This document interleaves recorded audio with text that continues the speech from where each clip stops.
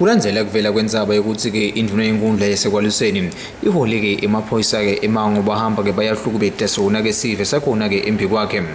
Liphoyisa leMango umnumzane Jabulani Dlamini uthi lokho akusilonani liqiniso ukuthi induna yenkundla bekathe ke ibahola.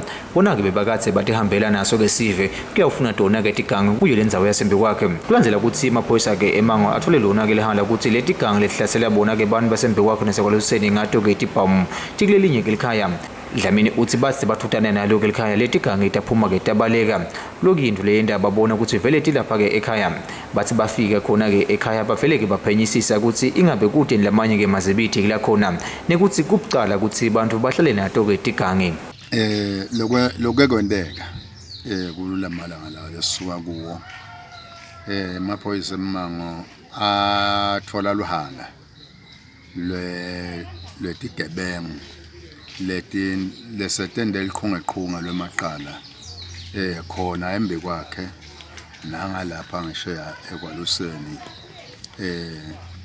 kwatholakala ukuthi babamba itolo inkonzo ngetibhamu. Ke sayithola leyo information ukuthi bakuphi kulandzela kubanjwa kwalomunye lekake wabanjwa lomunye wabo laba bosilani base uyasho ukuthi ke labanye baba kuphi kanjani. Indona yenkundla lengasheya basebenza intuthuko basebenta indzaba emgwaqo uma basebenta indzaba emgwaqo bafuna kufaka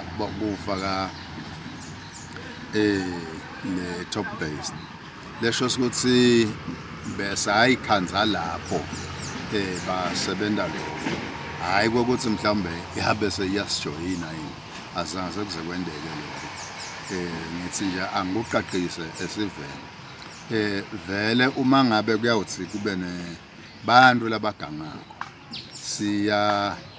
siyakhuta nje kuwo eMaswati ukuthi wena lolondolota umuntu logangako umati ukuthi ubamba inkunzi umati ukuthi uphila ngetingadi zebantu lokho vele siyawuthi singumthetho sisebende ngaphandle kwesatshiso siyawuthi sisebende lawo ngaleto gebengu lekubona sawuthi tikhona kuleyo ndzawo. Dlamini kube sokhuta naso kwesive ukuthi asiyekele kusihlale nabo ke bantu labadike ukuthi labantu laba bahlokubeta sona ke sive ngako ke gangam.